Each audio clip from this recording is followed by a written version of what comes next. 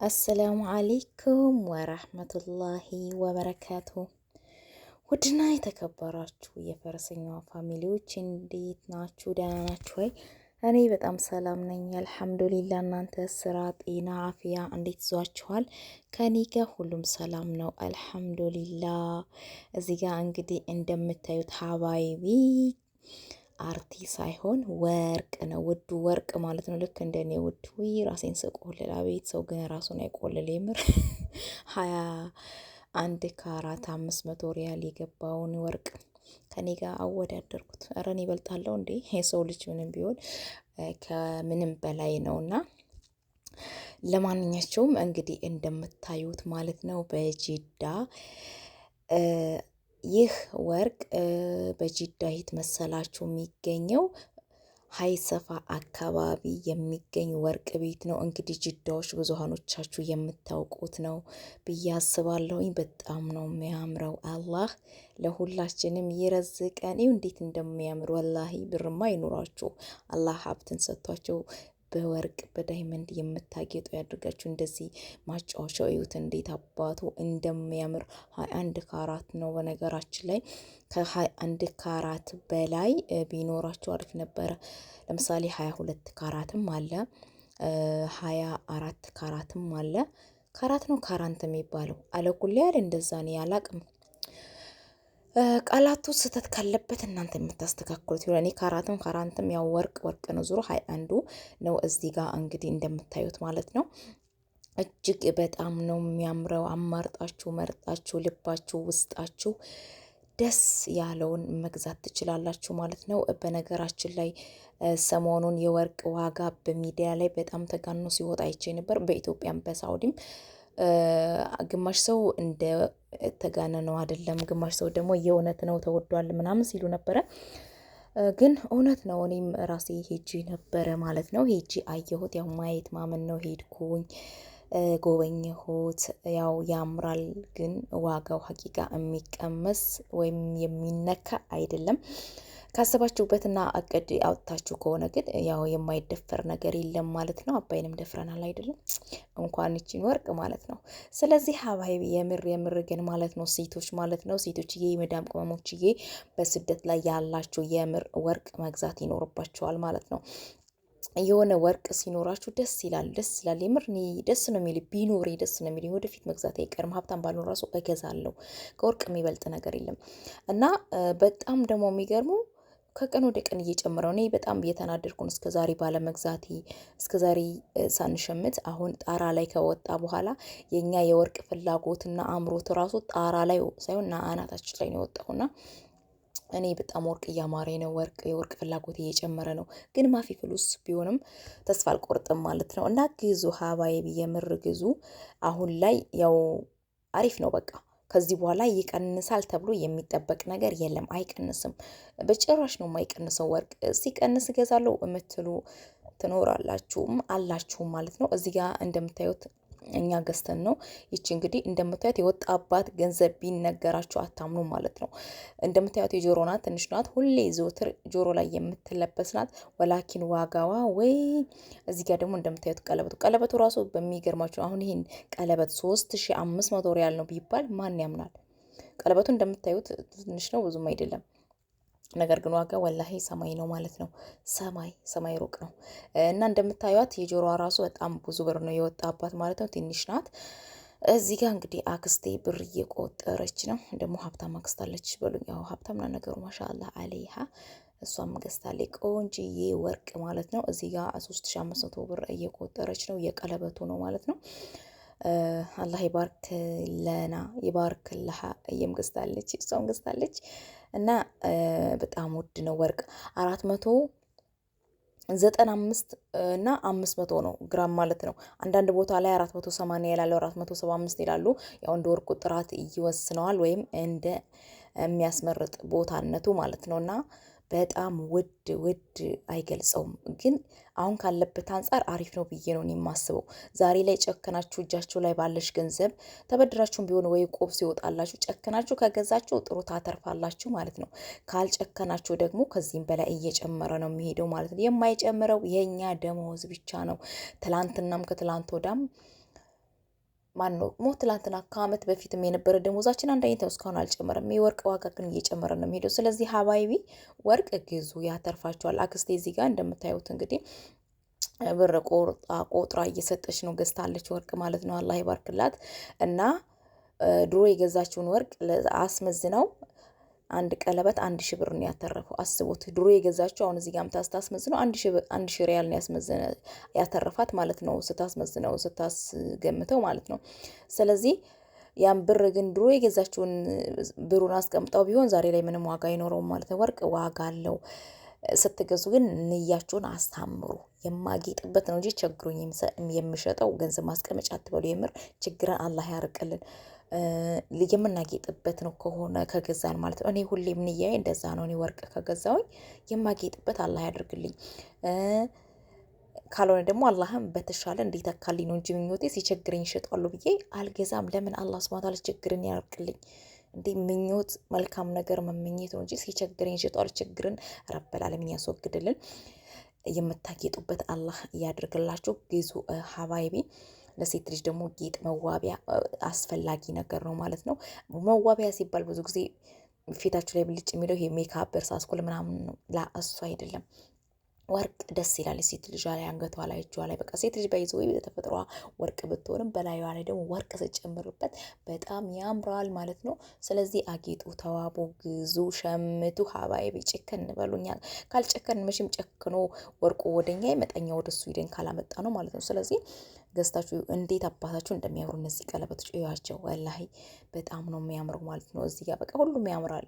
ሁሉም አይን አዋጅ ነው የሚባል አይደለም ወይም ሁሉ አማረሽን ገበያ ትስዱዳት። እኔማ ሁሉንም ገዝቼው በመጣ ራሱ ደስታዬ ነበረ። ስለዚህ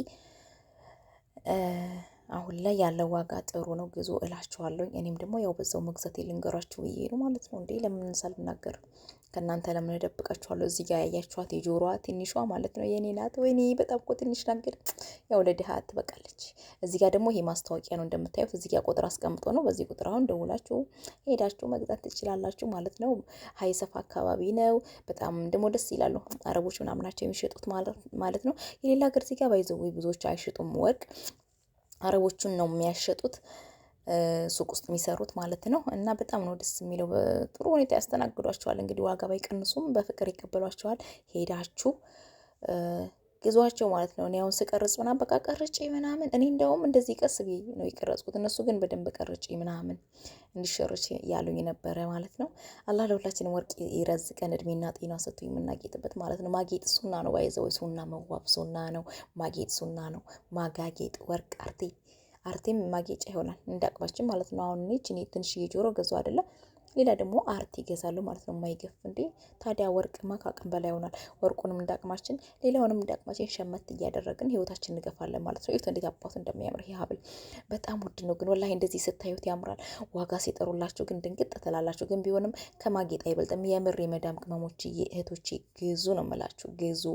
ሻመት አይኖር እንዴ ሰው ለቦይ ፍሬንድ ለምናምን ነገ ላይ ያገባኛል ይወደኛል ምናምን እያላችሁ ራሱ ታወጡት የለ ያው ሁላችንም ባይባል አንዳንዶቹ ማለት ነው። ከራስ በላይ ንፋስ የለም እና ሸመት ገዛ እያደረጋችሁ አንዳንዴ ፈታ በሉ።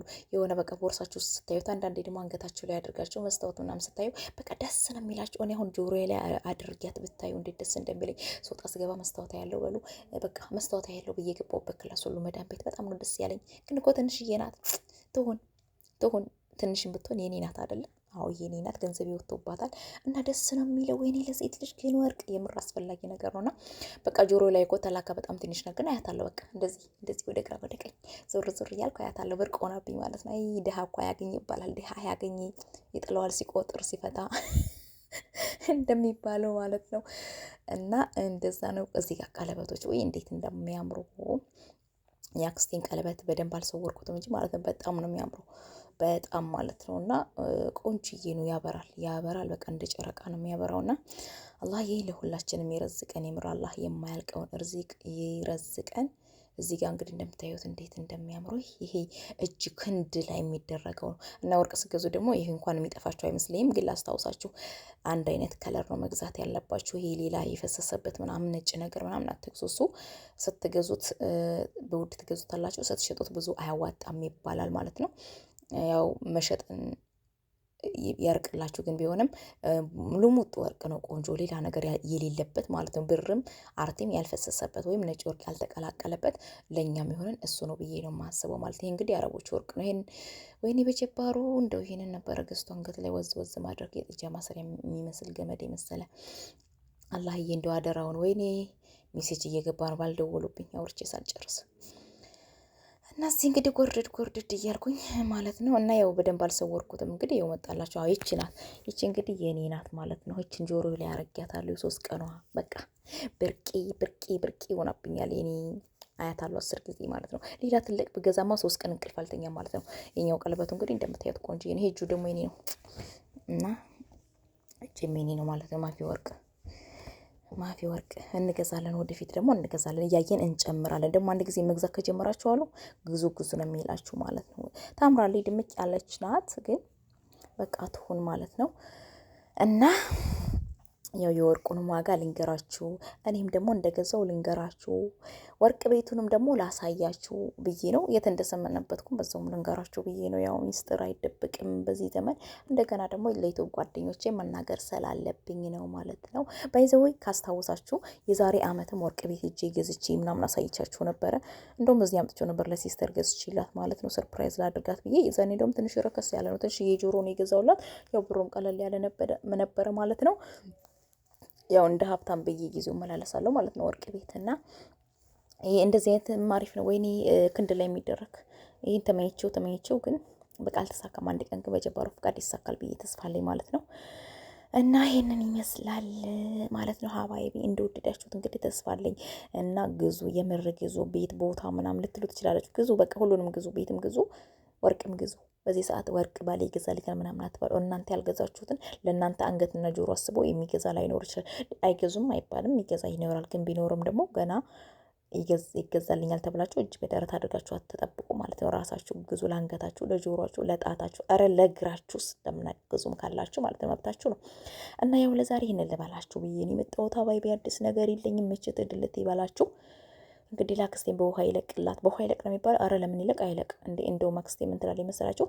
ለልጅ ልጅ የሚተርፍ ያድርገው ነው የምትለው። አሁን ለልጅ ልጅ የሚተርፍ ያድርገው። እኔ ራሱ ምኞቴ እንደዛ ነው እንጂ ሲቸግረኝ ሸጠዋለሁ የሚለውን ችግርን አላወጣም። የምን ችግር ነው? ስለዚህ ለልጅ ልጅ የሚተርፍ ለውርስ የሚተርፍ ሀብት ያድርገው። አጊጣችሁበት፣ ቦርቃችሁበት ምናምን። ከዛ ደግሞ ለቀጣይ ትውልድ ማለት ነው። ምናልባት ደግሞ ወይ ደግሞ ለእናንተ አላህ ሱብሃነሁ ወተዓላ ስለማይቸግረው በዳይመንድ ቢቀይርላችሁ እናንተ ደግሞ ለታናናሾቻችሁ ይህንን ወርቁን ሸር ታደርጉላችኋላችሁ ማለት ነው።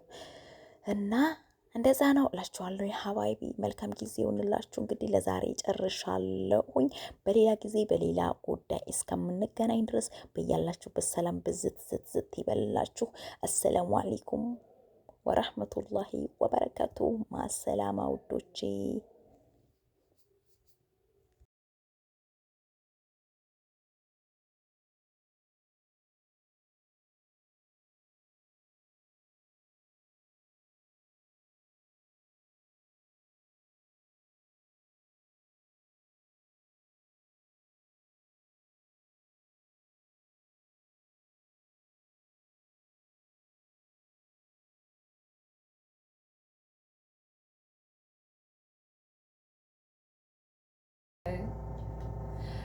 ይሄ ብርሽ 3300 ብር እና እንደዚህ ነበር የተገዛው። ስንት ነው ያለኝ?